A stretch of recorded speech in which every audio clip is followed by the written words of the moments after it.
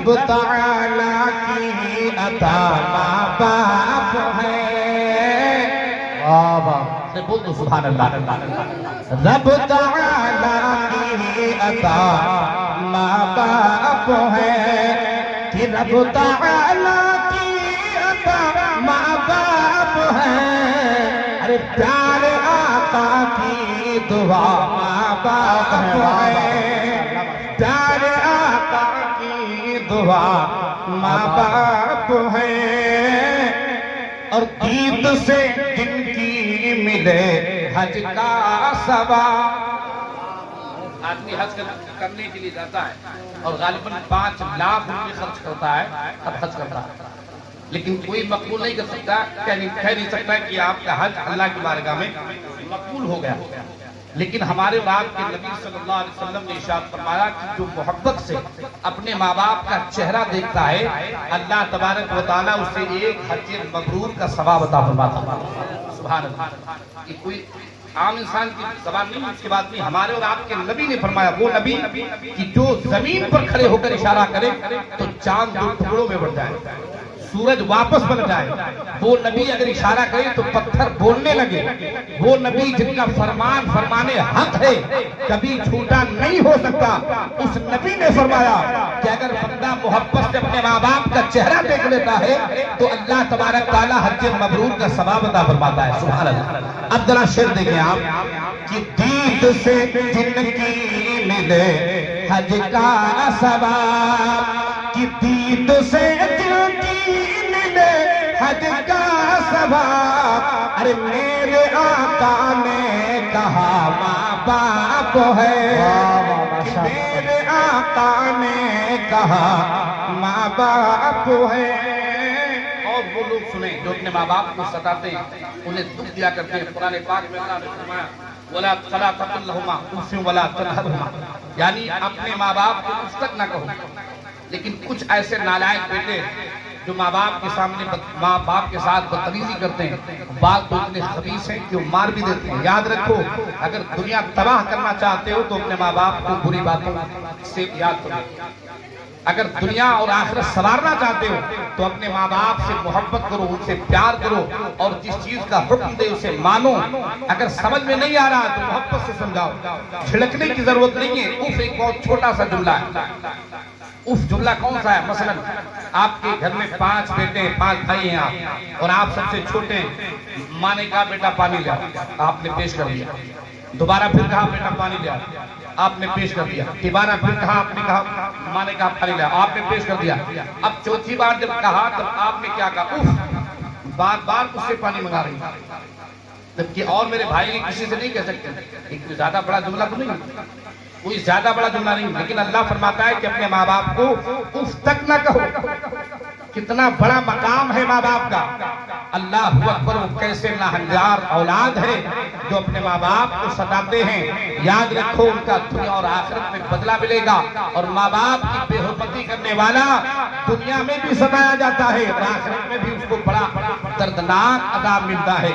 اور یہ وہ ایسا عذاب ہے کہ اللہ دنیا میں اس کا بدلہ دیتا ہے. آپ نے دیکھا ہوگا کہ جو اپنے ماں باپ کو ستاتا ہے دنیا میں اس کے بیٹے اسے ضرور ستاتے ہیں, پریشان ضرور کرتے ہیں. اس لیے حضرات شاید نے بہت پیارے انداز میں ایک نقشہ کھینچا ہے, ملاحظہ کریں آپ کہ وہ کبھی بھی رہ نہ پائے گا سکھی. ارے وہ کبھی بھی رہ نہ پائے گا سکھی, کہ وہ کبھی بھی رہ نہ پائے گا سکھی, کہ جس کے جیون سے جدا ماں باپ ہے, کہ جس کے جیون سے جدا ماں باپ ہے. رب تعالیٰ کی عطا ماں باپ ہے. اب درود پاک پڑھیں صلی اللہ تعالیٰ علیہ وسلم. صلاۃ و سلام علیک یا رسول اللہ صلی اللہ تعالیٰ علیہ وسلم. بس چند لمحے آپ ملاحظہ کر لیں. میں نے قرآن پاک کی آیت کریمہ پڑھی. اللہ تبارک و تعالیٰ ارشاد فرماتا, تقریر نہیں کر رہا ہوں ورنہ تقریر کرنے کا انداز میرا اور ہے. انشاءاللہ آپ سنتے نہیں، لیکن کچھ باتیں میں آپ کے گوشت گزار کروں گا جو میں دیکھتا آ رہا ہوں اپنے محلے میں، اور حالات کو میں باخبر ہوں، اس لیے میں آپ کو باتیں بتا رہا ہوں۔ اللہ تبارک تعالیٰ فرماتا ہے وَبِالْوَالِدَيْنِ إِحْسَانًا، اپنے ماں باپ کے ساتھ حسن سلوک کرو، مطلب یہ کہ اچھا برتاؤ کرو، محبت سے پیش آؤ، ان کی خدمت کرو۔ اللہ کے حبیب ارشاد فرماتے ہیں کہ اے لوگو، تمہارے ماں باپ تمہارے لیے جنت بھی ہیں اور جہنم بھی ہیں۔ اگر ان سے محبت کرو گے، ان کی خدمت کرو گے تو اللہ تمہیں جنت دے گا، اور ان سے نفرت کرو گے، ان کی خدمت نہ کرو گے تو اللہ تبارک و تعالیٰ تمہیں جہنم میں ڈالے گا۔ اس لیے میرے دوستو، بھلائی اسی میں ہے کہ ہم اور آپ اپنے ماں باپ کی خدمت کریں۔ اس لیے دنیا میں جتنے بھی ولی آئے، آپ ان کی تاریخ کا مطالعہ کریں، چاہے وہ سرکار غوث اعظم ہو۔ آپ جب ان کی تاریخ کا مطالعہ کریں گے پتہ چلے گا کہ سرکار غوث اعظم ماں باپ کی خدمت کرنے والے تھے۔ سرکار غریب نواز کی بات آئے، ہم جب تاریخ کا مطالعہ کرتے ہیں پتہ چلتا ہے کہ غریب نواز اپنے ماں باپ کی خدمت کرنے والے تھے۔ سرکار قطب الدین جو ہے اولیاء، آپ کی مقدس شان یہ ہے کہ آپ دہلی کے بادشاہ اور دہلی کے قطب وقت ہیں، اور آپ کی مقدس بارگاہ میں جا کر جو بھی بندہ دعائیں کرتا ہے اللہ ان دعاؤں کو قبول فرماتا ہے۔ آپ کو جو یہ قطبیت کا درجہ ملا، یہ ماں باپ کی دعاؤں کے صدقے سے ملا۔ حضرات محترم، اور سب کو چھوڑو، بلکہ آؤ نبیوں کے نبی کی بارگاہ میں، سرکار مدینہ صلی اللہ تعالیٰ علیہ وسلم کی بارگاہ میں میرے آقا ماں باپ کی خدمت کرنے کا حکم دیتے ہیں، اور جو طریقہ بتا رہے ہیں اس کو بھی آپ ملاحظہ کرتے چلو۔ حضرات محترم، میرے آقا کا دربار ہے، مدینہ تجربہ کی سنہری گلیاں ہیں، میرے آقا کا منبر بچھا ہوا ہے، صحابہ کی انجمن ہے، میرے آقا خطبہ دے رہے ہیں، میرے آقا تقریر فرما رہے ہیں۔ اسی دوران کسی نے دیکھا کہ ایک بوڑھی خاتون ہے جو نقاب پوش بارگاہ رسالت کی طرف چلی آ رہی ہے۔ اللہ کے نبی صلی اللہ تعالیٰ علیہ وسلم نے دیکھا، میرے آقا نے خطبہ دینا بند کر دیا، اور دینے کو قریب گئے ضعیفہ کے، اور جانے کے بعد سلام کرتے ہیں اور بہت دبانہ انداز میں بٹھاتے ہیں اپنے قریب، اور بٹھانے کے بعد ان کی خدمت کرتے ہیں، خاطر و تواضع کرتے ہیں، پانی اور کھانا پیش کرتے ہیں۔ اس کے بعد ان سے محو گفتگو ہو جاتے ہیں، یعنی بات چیت کرتے ہیں۔ اللہ اکبر! صحابہ پریشان کہ آخر یہ کون خوش قسمت خاتون ہے کہ جس کا نبیوں کا نبی اس قدر احترام کر رہا ہے۔ چنانچہ جب وہ خاتون چلی گئی تو تمام صحابہ نے عرض کی، یا رسول اللہ، یہ کون مقدس خاتون تھی کہ جس کا احترام میرے آقا کر رہے ہیں، نبیوں کے نبی کر رہے ہیں؟ تو میرے آقا علیہ الصلوۃ والتسلیم نے فرمایا کہ اے لوگوں، تم نے پہچانا نہیں، یہ میری ماں دایا حلیمہ ہے۔ سبحان اللہ! یہ وہ ماں ہے جس نے بچپن میں مجھے اپنا دودھ پلایا تھا۔ مطلب آپ نے سمجھا؟ ماشاءاللہ، ایک دایا ماں جس نے پیدا نہیں کیا، بچپن میں اپنا فقط دودھ پلایا، تو میرے آقا کس طرح احترام کر رہے ہیں۔ آج عالم یہ ہے کہ بچہ غریب ہو تب تک ماں ماں کرتا ہے، باپ باپ کرتا ہے، لیکن جب وہ امیر ہو جائے، جب اسے رتبے اور مقام مل جائے، جب اسے بلندی مل جاتی ہے تو ماں کو ماں کہتے ہوئے شرماتا ہے، باپ کو باپ کہتے ہوئے شرماتا ہے۔ لیکن سن، مصطفیٰ جان رحمت کی بارگاہ سے تجھے پیغام کیا مل رہا ہے؟ اللہ کے نبی تجھے پیغام کیا دے رہے ہیں؟ میرے نبی اللہ اکبر مکی کی مصیبتوں کو برداشت کر کے مدینہ تجربہ کی سرزمین پر اس وقت تشریف فرما ہے کہ ہر جہار جانب آپ کے جانثار ہیں، آپ کے حکم پر اللہ اکبر قربان ہونے والے ہیں۔ اتنا بڑا مقام کہ آپ چاند کے دو ٹکڑے کر رہے ہیں، سورج کو واپس بلا رہے ہیں، پتھروں سے کلمہ پڑھوا رہے ہیں، جانوروں سے اپنی بولی کہلوا رہے ہیں۔ اتنا بڑا مقام، لیکن جب دایا ماں آئی تو آپ نے خطبہ دینا چھوڑ دیا۔ صحابہ نے عرض کی، یا رسول اللہ، جب آپ اپنی دایا ماں حلیمہ سعدیہ کا اتنا احترام کر رہے ہیں تو اگر آپ کی ماں آمنہ خاتون زندہ ہوتی تو آپ ماں کا کتنا بڑا احترام کرتے۔ تو میرے آقا نے فرمایا تھا کہ اے لوگو، تم میری ماں آمنہ کی بات کر رہے ہو، اگر میری ماں آمنہ خاتون زندہ ہوتی اور میں اس طرح اس کی خدمت کرتا، اس طرح خدمت کرتا کہ میں مصلی امامت پر کھڑا ہوتا، نماز عشاء پڑھا رہا ہوتا، سورہ فاتحہ پڑھ چکا ہوتا، اور میری ماں مجھے آواز دیتی بیٹا محمد، تو میں نماز کو توڑ دیتا اور ماں کی خدمت میں حاضر ہو جاتا۔ نعرہ تکبیر، نعرہ رسالت، مسلک اعلیٰ حضرت، مسلک اعلیٰ حضرت، جشن غوث الورا ماشاءاللہ زندہ باد زندہ باد. اللہ اکبر. میرے نبی کس طرح خدمت کرنے کا پیغام دے رہے ہیں. اسی لیے فقہا اور علماء کرام نے فرمایا کہ اگر تم نفل نماز پڑھ رہے ہو، نماز تہجد اگر آپ پڑھ رہے ہیں اور اگر آپ کی ماں یا آپ کے باپ نے آپ کو آواز دیا تو تہجد یا نفل نماز آپ پڑھ رہے ہیں تو نماز کو توڑ دو اور ماں باپ کے حکم کو مانو. اتنا بڑا مقام ہے ماں باپ کا. کیسے بدبخت ہیں وہ بیٹے جو ماں باپ کو ستاتے ہیں، انہیں پریشان کرتے ہیں. میرے دوستو، اگر آپ دنیا اور آخرت میں کامیابی چاہتے ہو تو ماں باپ کی خدمت کیا کرو، کیونکہ ماں باپ کا نافرمان دنیا کے اندر بھی تباہ و برباد ہو جاتا ہے اور آخرت میں بھی دردناک سے عذاب ملنے والا ہے. سنو پیارے، میرے نبی کا مقدس زمانہ ہے. صحابہ اکرام جب ایک قبرستان سے گزر رہے تھے تو اس قبرستان سے گدھے کی آواز آ رہی تھی قبر سے. اللہ اکبر. بارگاہ رسالت میں میرے نبی کے صحابہ پہنچے اور پہنچنے کے بعد عرض کرتے یا رسول اللہ، ایک قبر کے اندر سے گدھے کی طرح آواز آ رہی ہے. گدھا جس طرح چیختا ہے اس طرح چیخنے کی آواز آ رہی ہے. اللہ اکبر. میرے آقا علیہ الصلوۃ والتسلیم نے ارشاد فرمایا کہ جانتے ہو کون شخص ہے؟ یا رسول اللہ کون سا شخص ہے؟ میرے آقا نے فرمایا اس کی ماں کو بلاؤ. میں اس کی ماں کی زبان سے ہی سنا دینا چاہتا ہوں. چنانچہ اس کی بوڑھی ماں کو بلایا گیا اور بوڑھی ماں سے جب پوچھا گیا کہ آخر تیرا بیٹا تیرے ساتھ کیسا سلوک کرتا تھا تو اس کی ماں نے کہا کہ اے میرے آقا، جب میں اپنے بیٹے کو بلاتی تھی تو میرا بیٹا مجھے کہا کرتا تھا کیا تو بار بار گدھے کی طرح چیختی رہتی ہے، کیا تو بار بار گدھے کی طرح بلاتی رہتی ہے. اللہ اکبر. اس کے یہ جملے اللہ کو اتنے ناپسند ہوئے کہ اللہ تبارک و تعالیٰ نے اس کی آواز کو گدھے کی آواز بنا دیا. جب اس پر عذاب ہوتا ہے اور جب یہ چیختا ہے تو گدھے کی آواز نکلتی ہے. اللہ اکبر. اللہ. میرے دوستو، اس لیے گزارش ہے کہ ہم اور آپ ماں باپ کی خدمت کریں، ان کا احترام کریں اور بیویوں کے چکر میں آ کے ماں باپ کو نہ ستائیں. آج بہت سارے نوجوان، یاد رکھو، کوئی بیوی نہ ہندار اگر ایسی مل جائے جو کہے کہ صاحب اگر ماں کے ساتھ رہو گے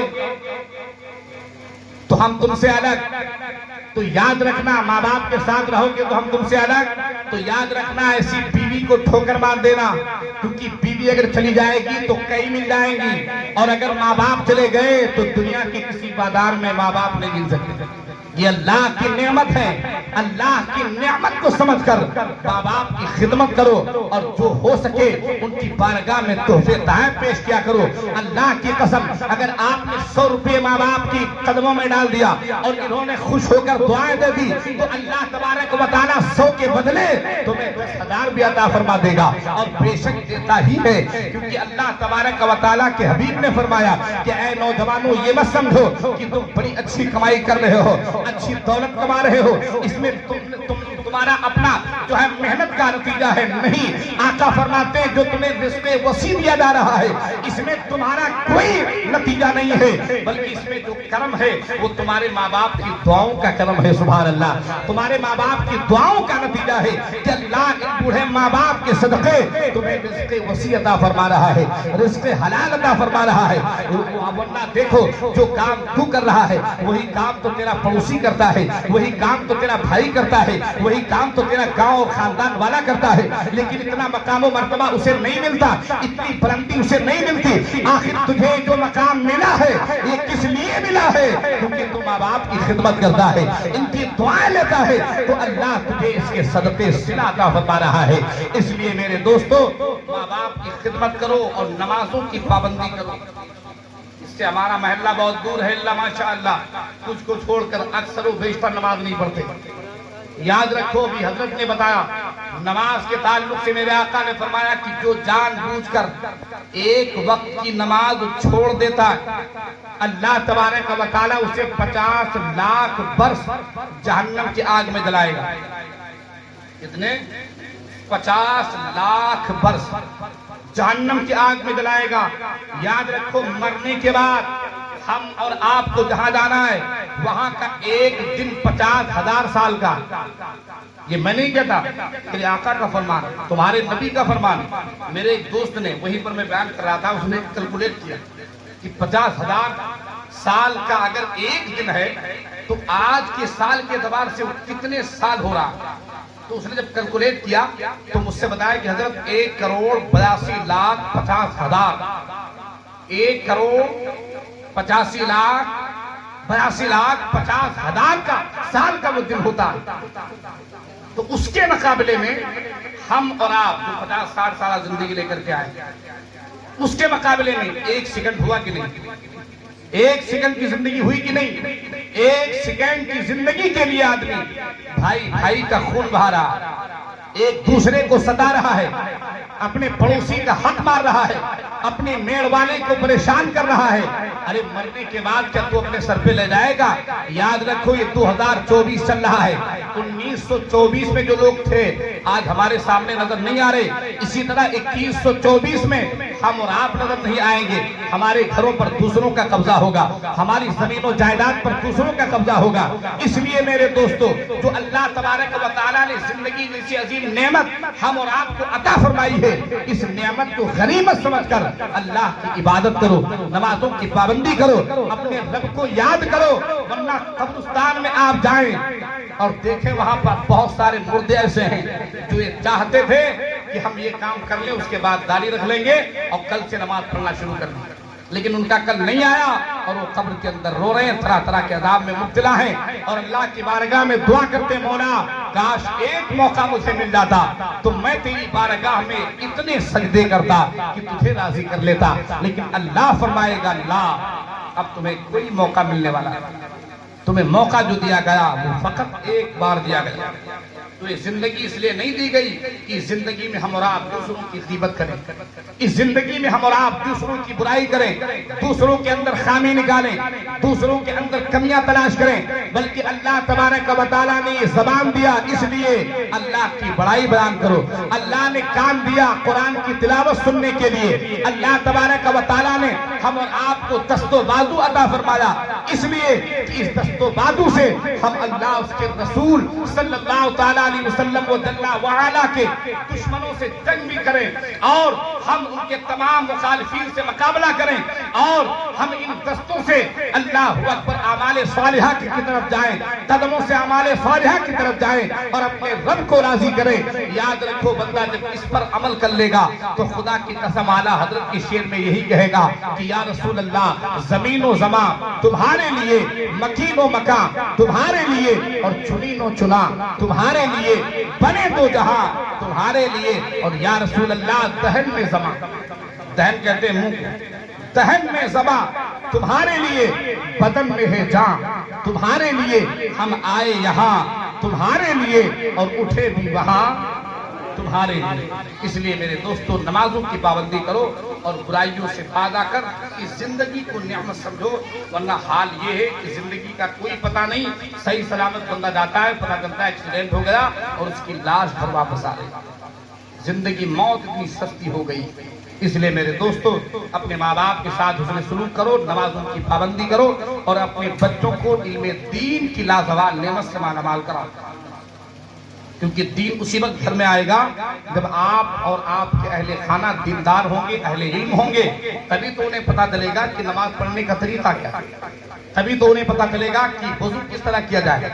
ورنہ بہتیرے ایسے ہیں کہ 80 سال ہو گئے نماز پڑھتے پڑھتے, 70 سال ہو گئے, 50 سال ہو گئے, ابھی تک وضو بنانے کا طریقہ نہیں آ رہا. یہی وجہ ہے کہ ان کی نماز اگر قضا ہو رہی تو چھوڑ جانے, 50 سال پڑھتے آ رہے ہیں لیکن اگر قضا ہو رہی چھوڑنے دو. ورنہ نماز کی چاشنی وہ چاشنی ہے کہ جو مزہ کھانے میں نہیں ہے وہ نماز پڑھنے میں. شرط یہ ہے کہ پڑھنے والا اچھا ہو, مخارج کی ادائیگی کے ساتھ ہو, اچھا وضو بنا کر اچھی نماز پڑھنے والا. مولا کائنات مولا علی رضی اللہ تعالی عنہ جب اذان سنتے تھے خدا کی قسم رونے لگتے تھے. لوگ کہتے ہیں کہ حضور رونے کی وجہ کیا ہے؟ تو آپ فرماتے ہیں کہ اتنی بڑی بارگاہ سے بلاوا آ رہا, اللہ کی بارگاہ سے بلاوا آ رہا, اس کے دربار میں حاضری کے لیے جا رہا ہوں, نہ جانے اس کی شان کے مطابق میں اس کی عبادت کر سکتا ہوں کہ نہیں. اللہ اکبر. مولا علی جن کی نماز کا عالم یہ تھا کہ آپ کے جسم مبارکہ میں ایک مرتبہ تیر پیوست ہو گیا, جب نکالا جاتا بڑی دقت بڑی پریشانی ہوتی, لیکن آپ جب نماز کی حالت میں گئے, حکماء اور طبیبوں نے کہا کہ جب حضرت علی نماز میں جائیں تب آپ ان کی تیر کو کھینچ لیں, جب آپ نماز میں گئے اور نیت باندھ کر جب آپ کھڑے ہوئے اور نماز پڑھنے لگے تو کوئی آیا اور آپ کے جسم پاک سے تیر کو نکالا اور نکالنے کے بعد لے کر چلا گیا. جب آپ نماز سے فارغ ہوئے خون کو دیکھا اور بدن میں وہ تیر نہیں نظر آیا تو آپ نے فرمایا کیا بات کس نے تیر نکالی؟